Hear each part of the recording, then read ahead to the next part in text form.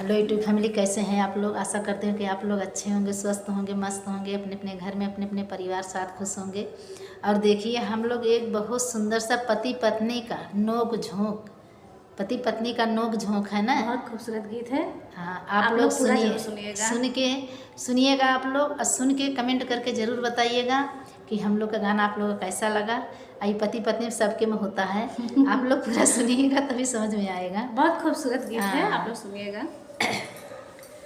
बोले चुचुहिया दुआरा, बोले चुचुहिया दुआरा, सोर हो गइल, अरे छोड़ दी कलैया सैया भोर हो गइल, छोड़ दी कलैया सैया भोर हो गइल।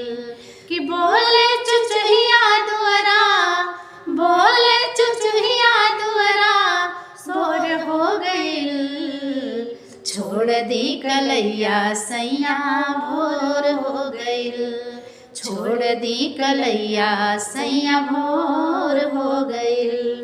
कि बात मान सैया राउर जाए दलानी में, बात मान सैया राउर जाए दलानी में, फिर होए रात रजहू डूबिहा जवानी में। कि बात मान राउर सैया जाए दलानी में, फिर होए रात रजहू डूबिहा जवानी में। कि दहिया में देह पोर पोर हो गइल, देहिया में देह पोर पोर हो गइल, छोड़ी दा कलाई सैया भोर हो गइल, छोड़ दी कलाई सैया भोर हो गइल। कि बोल चुचुहिया सोरा, सोर हो गइल, बोल चुचुहिया दुआरा, सोर हो गइल, छोड़ दी कलाई सैया भोर हो गइल, छोड़ दी कलाई सैया भोर हो गइल। कि कहेली अर्चना राउर, कहेली सावित्री राउर, मानी निहोरा, सेवा बेदर्दी सैया धर जन कोरा, सेवा बेदर्दी सैया धर जन कोरा।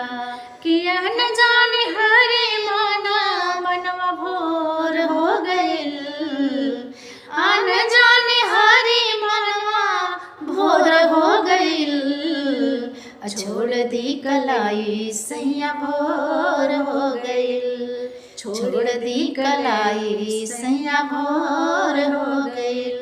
कि बोले चुचुहिया दुआरा, सोर हो गइल, बोले चुचुहिया दुआरा, सोर हो गइल, छोड़ दी कलाई सैया भोर हो गइल, छोड़ दी कलाई सैया भोर हो गइल, छोड़ दी कलाई सैया भोर हो गइल।